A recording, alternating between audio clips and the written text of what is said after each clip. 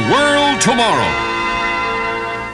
The Worldwide Church of God presents The World Tomorrow with Herbert W. Armstrong.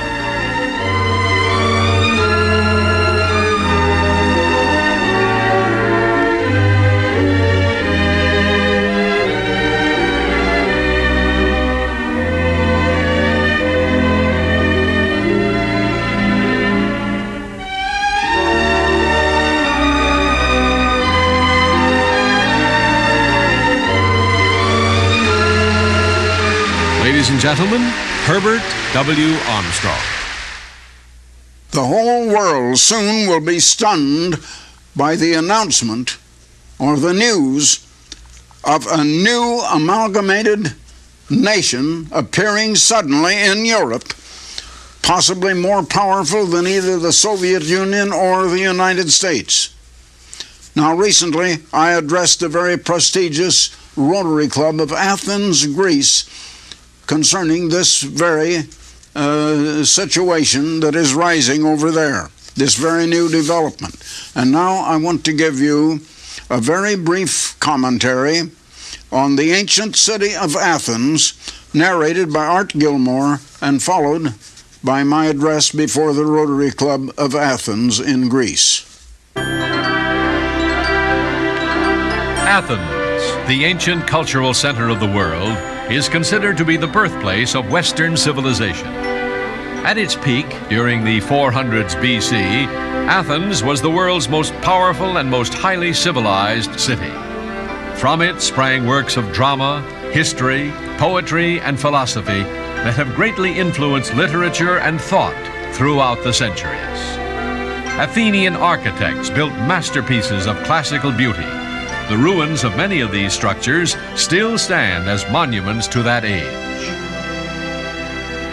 The large flat hill called the Acropolis is surmounted by the Parthenon, the finest building constructed in ancient Greece. Its white marble columns seem to define classical Greek architecture.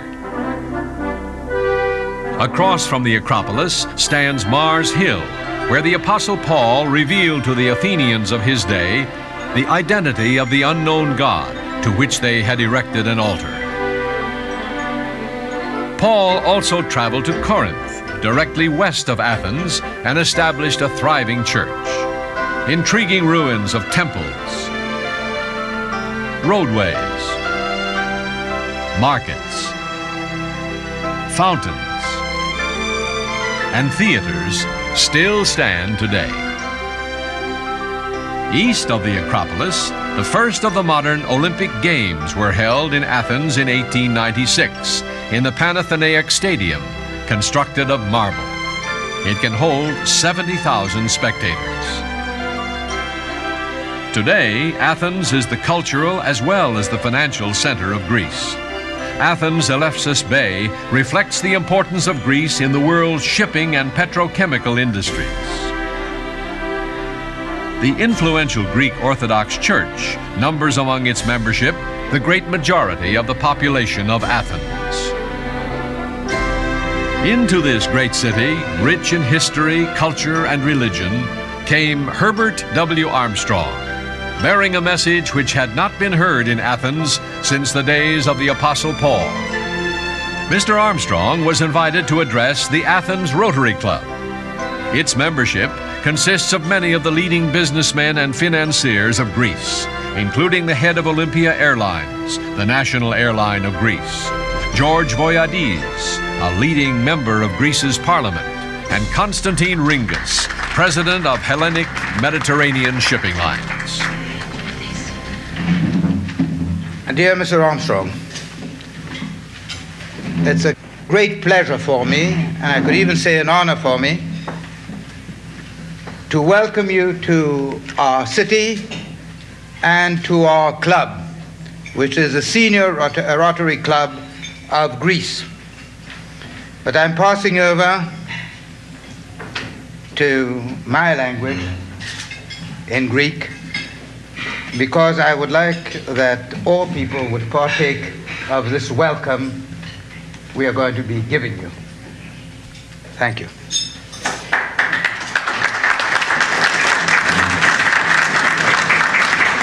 Η σημερινή συναισθίασή μας, αγαπητοί φίλοι, Our gathering today, dear friends, is devoted to world understanding and peace.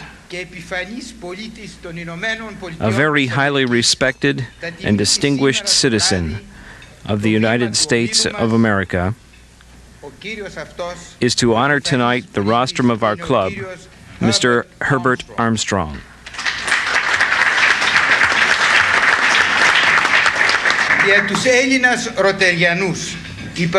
For the Greek Rotarians, your presence as an ambassador of world peace at this rostrum is indeed a joy and a satisfaction, because your efforts coincide with this year's theme of the International Rotary Club, humanity as a whole, building bridges of friendship around the world. I wish to welcome you to our club and would like now to request the ex-minister and current member of Parliament, Mr. George Voiadzis, to briefly introduce you.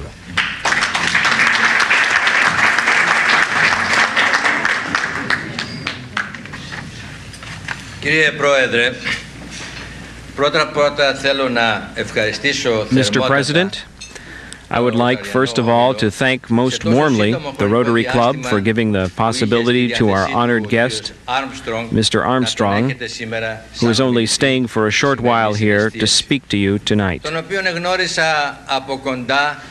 Because this man, whom I had the opportunity to meet personally on my trip to America when I visited the college he has founded in Pasadena, is one of the very few people in the world who both proclaims and applies the theme and the idea of peace without any personal incentives whatsoever.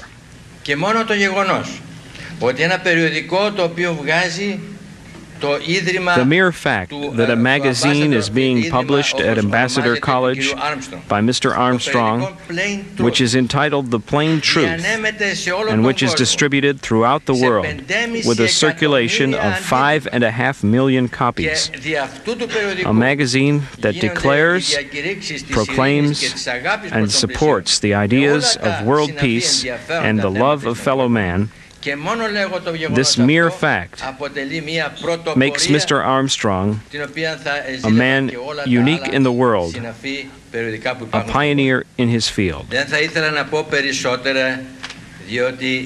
So, I will say no more, because I am sure that we are waiting to listen to Mr. Armstrong and to the message he has to bring to us.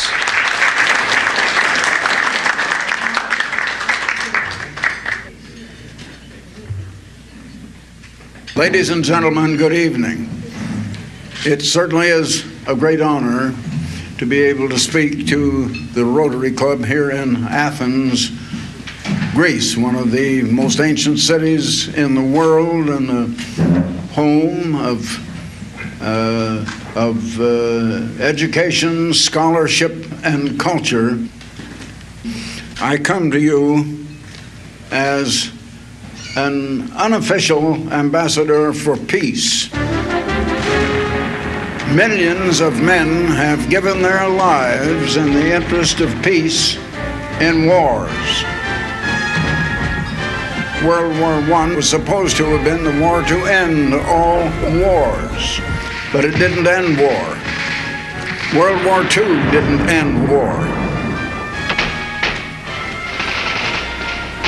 There have been dozens and scores of wars since that time. War and threats of war are continuing to go on. The reason we do not have peace is because people do not know the way to peace.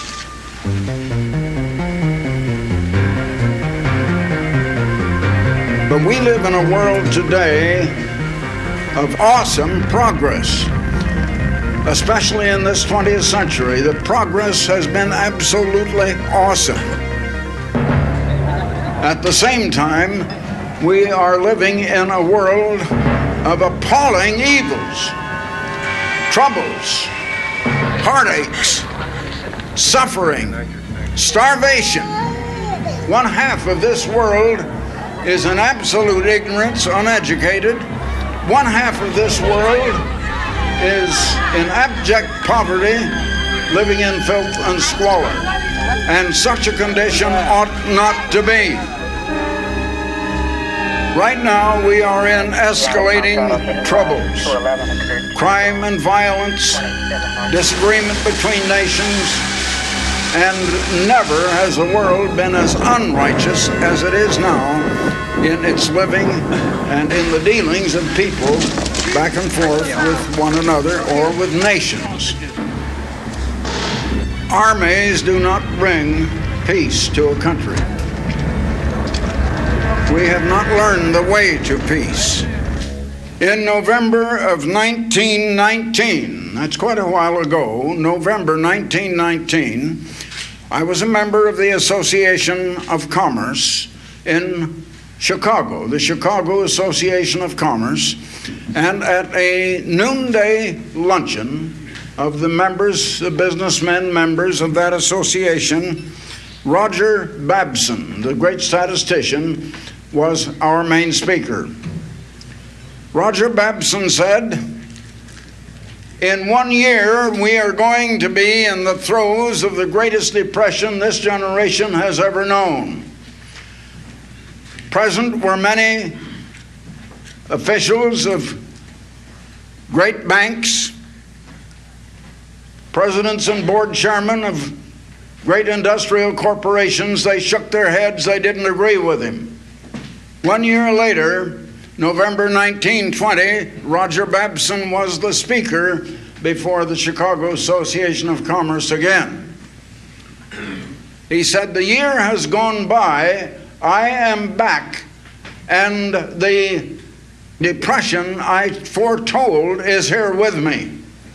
Mr. Babson said, "There has to be a cause for everything that happens." I want to tell you how I knew this depression was going to come and why you didn't know. I was looking at the cause of conditions. You were not.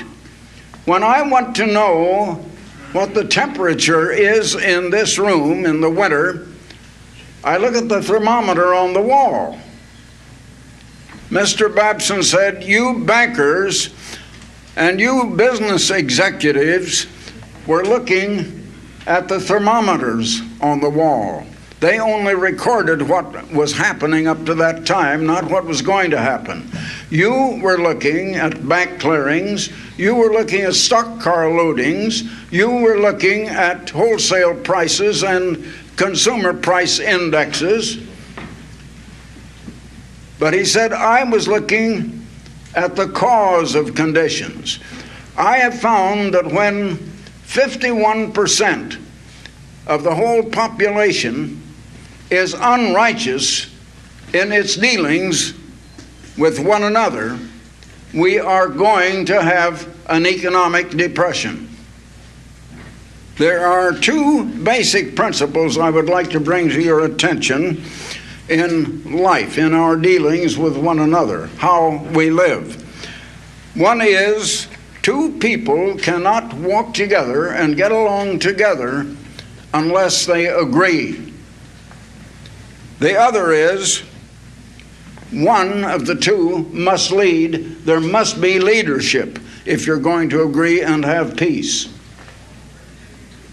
Now, regarding European unification, yesterday I was having a meeting with some of the officials of your country, and there was considerable discussion about the plans for the unification of Europe. As one of your officials said, world peace depends upon European unification. We not only have language barriers between the nations and nationalism, different aspirations and differences which have to be overcome, but many of the political leaders feel that they do not want to be church-dominated, and yet they're not going to be able to get together without the cohesiveness of church domination and the church bringing them all together. You see, even the church is divided between East and West. I can tell you, however, that I fully believe that rift is going to be healed. And I fully believe that unification will be unexpectedly and suddenly achieved, and the whole world is going to be stunned and astounded when it is announced that there is, in the continent of Europe, a new political unification, a nation as great or greater than the Soviet Union or the United States of America. Up to now, the principle of two walking together in agreement has not occurred. The churches have not walked together. The nations have not walked together. Different nations have their different aspirations, and they go to war over their ideas and to settle their disputes. Now, how did this spirit of antagonisms between individuals, between families, between nations, how did it all arise? How did it start? We look back to origins, and it had to be one of two origins. It either had to be evolution, or it had to be special creation by the great creator God. The theory of evolution, which has become the very basis of all education today, especially in the latter half of the 19th century and through this 20th century, is the accepted idea of origins. It has not produced any peace. It does not give us any idea of why we're in the troubles we are. It gives us no solution, and it gives us no hope for the future. The Christian religion actually started, you might say, almost here in this country. All of the New Testament is written in the Greek language. Much of the early fathers of the Christian religion were living and working here in Greece. Now, in the religion of your country here, you will read in the New Testament, in John, the first chapter and the first 5 verses, that in the beginning, before anything else, was a great personage called the Word. And the Word was with another great personage named God. And yet they were both God, because it says, and the Word was God. In verse 14 of that same chapter, you will read that the Word later was born as Jesus Christ. Christ always loved the Father and said, I have obeyed my Father and kept his commandments. In other words, two can't walk together except they be agreed. God and the Word were completely in agreement. They agreed completely. And also, one had to be the leader. God has always been the leader. Christ had said, I have obeyed my Father. He is the leader. So they had perfect peace. Now, the way they lived together and cooperated together was love. Agape, you call it in Greek. And that became a law. Now, a law is merely the directions of how you're going to live, like the rules in a sports game of some kind that regulates how you perform the sport or how you live. And God's way of life is outflowing love or concern for the good and welfare of others. In due time, God created man. Now, God had explained to the first man, Adam, his way, his law of love, of cooperation, of getting along together, of agreeing. But he gave him his choice, and man took, as you read in the incident of the forbidden fruit, he took of the knowledge of good and evil to decide for himself what is right or what is wrong. In other words, he took to himself the knowledge of what is right and what is wrong, what is good and what is evil. It's the way of get instead of the way of cooperation and give. And man has been living that way ever since. This first man, Adam, taught his children that way. His oldest son, Cain, killed his brother Abel, and then he lied to God about it. And people have not been getting along ever since. Even today, we're all antagonistic one against another, and selfishness seems to rule mankind, and has ever since. Now, we call it human nature. The result is the world has become all divided, and we do lack leadership. Now, I said a while ago that unification of Europe is going to occur, and the whole world will be stunned when it does. Also, now we have the weapons of mass destruction. For the first time, 29 to 30 years ago, when the hydrogen bomb was finally perfected, that can annihilate every human being, every human life on the face of the earth. And now it is recorded in the book of Matthew that a time of trouble is going to follow the unification of Europe, and that the trouble will be so great. And the Bible says that nuclear World War III is going to come, definitely. Now that should shock you, but it is true. It is going to happen, and in our lifetime. That same passage, talking about this terrible time of World War III, also says that except God supernaturally intervened to stop it, there would not be a human life left alive on the face of this earth. But God will intervene. The world will be spared. Christ will come. He is going to rule all nations on the earth. He's going to rule Greece. He's going to rule Germany. He's going to rule Russia. He's going to rule the United States, Japan, and China. Every nation. And he is going to bring peace. And they're going to beat the weapons of war into weapons of production. And people are going to learn to get along with one another. People are going to learn to cooperate instead of trying to fight one another. We're going to learn the two can't walk together except they be agreed, but we're going to have leadership, and that leadership will be Jesus Christ now coming as the great supernatural God in the full power of God. Now, in a sense, the unification of Europe may trigger this whole thing that will result in final world peace. So perhaps the official who said yesterday morning that world peace depends upon it, perhaps he was right after all.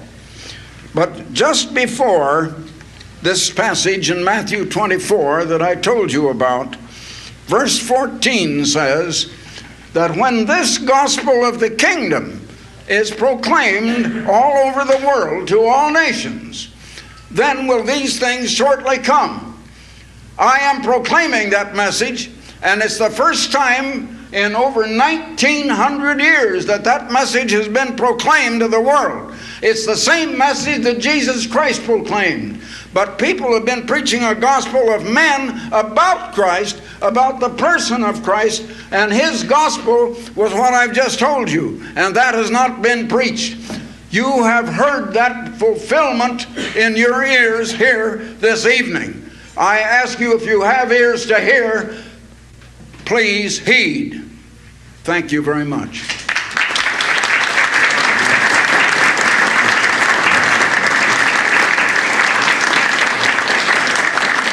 And now I would like to send you gratis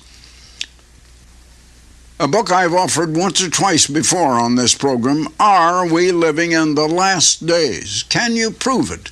Are we actually living in the last days of this present world, of this present civilization? It's a very shocking situation. You need to know the time in which you're living. You know, Jesus Christ said one time, you can tell by the weather signs whether it's going to rain or whether you're going to have sunshine, but do you know the signs of the times? Do you know what is going on in the world? We need to know the condition of the world in which we live. This booklet is Are We Living in the Last Days? Now, there's no charge, no request for money. I would like to send it to you absolutely free. And I would like to send you also, if you're not already a subscriber, a year's subscription to The Plain Truth with a circulation of more than 5,500,000 copies every month, published in 6 different languages. The Plain Truth, a magazine of understanding. Let me give you a sample of some of the articles in a recent number. Europe in Ferment. You need to read that about the situation in Europe. The Plain Truth analyzes today's world news in the light of biblical prophecy and tells you what it means, what is going to happen. Another one, evolutionists and creationists are at it again. Another one, will Century 21 be the Japanese century? The Japanese are coming up. Why? Another article, will mankind conquer pollution? The pollution all over the world. You need The Plain Truth, and there's no subscription price. It is unique in every way, illustrated in full colors, a very handsome, beautiful magazine. There's no subscription price, no request for money. I would like to enter your name on the subscription list. Now, all you do, send your name and address to me, Herbert W. Armstrong, Pasadena, California. That's Herbert W. Armstrong, Pasadena, California, 91123. Or why don't you just go to the telephone right away? That is much quicker. And telephone a free call, 800, then 423-4444. Call now. There is no charge. You call 800-423-4444. Now, if you live in California, Hawaii, or Alaska, then call a different number, collect. We'll pay for the call. You call area code 213, then 304-6111. That's area code 213-304-6111. So until next time, this is Herbert W. Armstrong. Goodbye, friends. For the free literature offered on this program, write Herbert W. Armstrong, Pasadena, California, 91123. In Canada, Box 44, Vancouver, BC. Or in the continental United States, you may call this toll-free number, 800-423-4444. In California, Alaska, and Hawaii, call Collect 213-304-6111. If the lines are busy, please try again. The preceding program and all literature were produced and sponsored by the Worldwide Church of God.